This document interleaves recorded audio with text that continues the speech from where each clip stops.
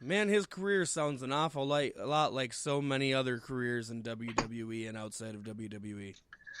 He was your typical journeyman, you know. He did a lot. He put a lot of people over, but he never made it big. And that's just, you know, as shitty as it sounds, pro wrestling needs journeymen. Mm-hmm. You need the people that will always be there, who will always do good, but will never make it to the top. You need those people. Takes a special kind of person to fill that role, that is for sure. Let's get him in the Hall of Fame. Let's get that shit trending. He'll probably go, I'm sure he'll probably go into the, what is that secondary Hall of Fame they have? Cauliflower Alley? Or are you talking the... No, shut up. Cauliflower Alley's the real legacy. fucking Hall of Fame. Legacy. Yeah, there you go. Yeah. Thank you. The legacy. The WWE legacy. The one where they just say your name and show a picture? Yeah, exactly. And you don't have Mr. T talk about his mama for 45 minutes? There's been so many great people who have been relegated to that. That's just sad. Yeah. But, I mean, I know not everybody can get in, but god damn, there's some great people who have gotten the quote-unquote legacy treatment, while some dipshits have gotten Mr. T Mama time.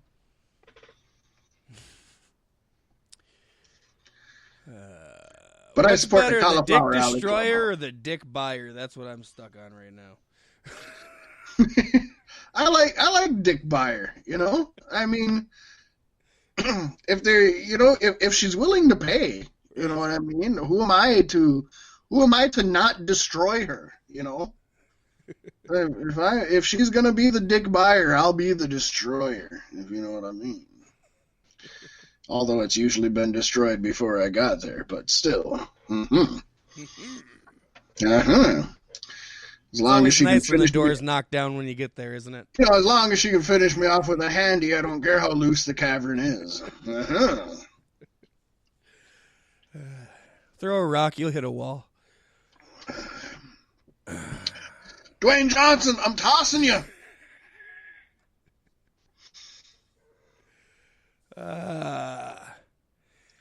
And this leads us to the most anticipated segment of Beef Sticks podcast history. The moment where Fat Mack and Paystee go head-to-head in combat to predict Survivor Series 2020.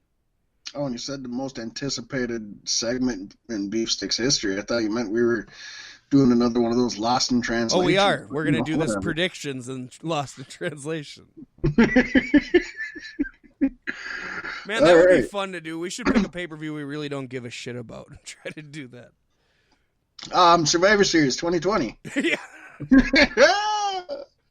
No, actually, that's a good idea. I like that. We'll have to work on that. Mull it out.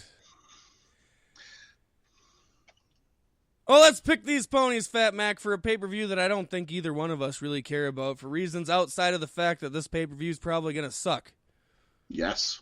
So we're starting off with a non-title match. WWE Champion Drew McIntyre versus WWE Universal Champion Roman Reigns.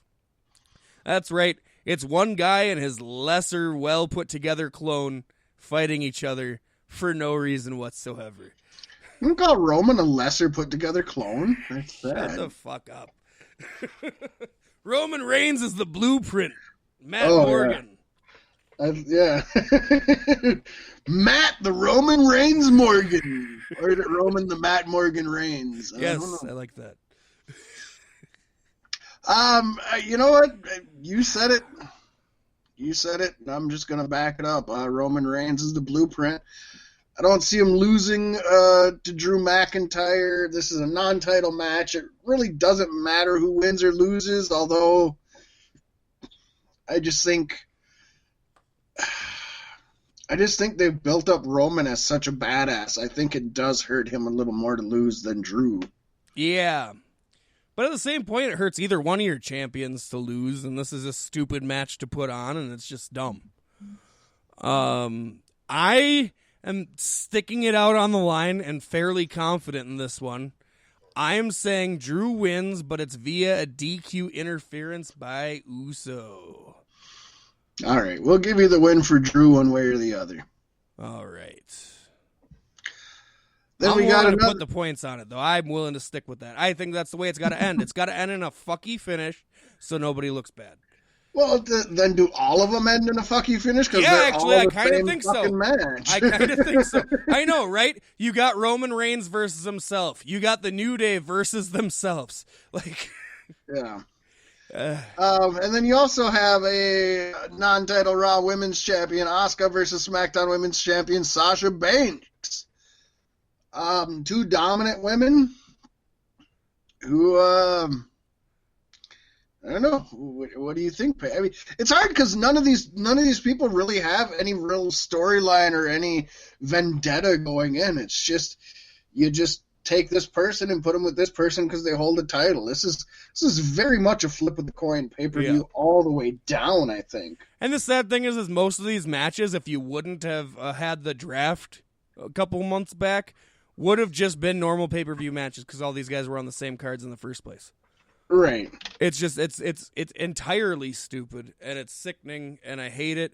For this match though, I'm predicting Asuka and sort of due to a Bayley interference, but I didn't write that one down here. There you go, Paystee. It's sad that this is one of the big 4 pay-per-views and it doesn't fucking matter. It doesn't matter. That's ever since the brand split, Survivor Series matters less and less, which is. Well, that isn't true. Survivor Series over the years were just random teams put together because random people had issues with each other. But at least it was like there was a tag team that had an issue with another tag team. And then there was your Intercontinental Champion who had an issue with this guy. And then one of your top guys had an issue with this guy. And then you threw in 2 other guys who were classic journeymen, as we mentioned before. And there was your 5 on 5, you know. I mean, at least they had stories going into it. This isn't, and I don't care. Sasha Banks. I'm hoping, you know, the one thing is a lot of these matches look like they could be really good matches. Yeah. Reigns versus Drew, depending on what kind of Drew and what kind of Roman we get, could be awesome. Asuka versus Sasha Banks, there's no reason that can't be great. Right. And the next one, Paystee, I think could be solid. Sleeper of the night, I think. I think this is going to be a real fun watch. And that's your non-title WWE United States Champion Bobby Lashley taking on WWE Intercontinental Champion Sami Zayn. Woo! You know what? If their Twitter war is anything as good as their in-ring war is going to be, it's going to be awesome. But I have a feeling the Twitter war is why Bobby Lashley is going to win. Because Sami Zayn has said some really controversial stuff on Twitter. What? Sami Zayn was super nice. I don't know that it's WWE approved. Plus, Sami Zayn can lose to Bobby, and it really doesn't hurt Sami at all. I mean, just look at the two of them, honestly. But, yeah, a lot of the American champion taking my country, enslaving my people stuff is very true, and I love it. I've been loving Sami Zayn's talks about the United States champion. I just don't think that Vince McMahon loves it as much as I do. So I'm saying Bobby Lashley wins this. You're going to fuck things up with Saudi Arabia, Sammy. Right? We had to pay the firefighters because of you, you bastard. It's coming out of your fucking pay. Better start a Twitch account, bitch. I want to see you on OnlyFans in them bikinis, bitch. I'm going Sami Zayn because he's so much smarter than Bobby Lashley. I'm not going to count Sami Zayn out at any chance I get from this point forward. Oh, I agree. You can never count Sami Zayn out. I'm just going a political route. Next we have non-title tag team match, Raw Tag Champions, New Day versus SmackDown Champions, Street Profits. Where you at, son? Going the Street Profits, because they're the New Day, and New Day is down to 2 members, and there's no point, and Xavier Woods needs to go to AEW. You think he'd bring back his Consequences Creed character? I think he would have to. I was watching last week. You and I talked about Pluto having the Impact channel, so I was watching the Impact channel that weekend, and they had a best of. Well, they had a string of best ofs, but they had a best of X Division title matches, and there was a what do they call it? Steel Asylum match with Consequences Creed in there. It was also, I think, Pope's first match. They had the Motor City Machine Guns. It was just really awesome. But I was sitting there thinking, God, I was watching Consequences Creed, and I was like, he's gotten so much more money and so much more fame and so much more out of WWE, but his matches were so much more better in Impact Wrestling. Well, it's because he's never been anything but a tag team star in SmackDown. Yeah, but it's just it was sad. With that being said, Street Profits, yeah, there's no reason for New Day to win this. Street Profits can gain from this. New Day is old news. I love New Day. I don't even want them to break up. Right. I want them to stay, as they are, even with the trio. I'd love to see them get traded or whatever happens. But Street Profits is the only logical winner here.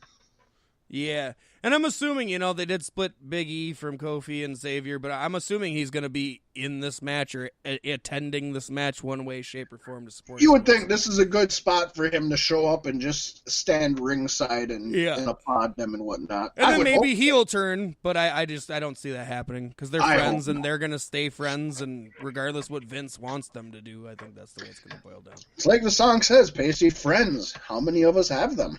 I mean, I think everybody has friends. Maybe not many, but at least one. I don't really need any more. You know how sometimes I sit on my left hand until it turns numb and jerk off, call it a stranger? Well, when I sit on my right hand until it turns numb and jerk off, I call it a friend. Nice. And I think of you, Paystee.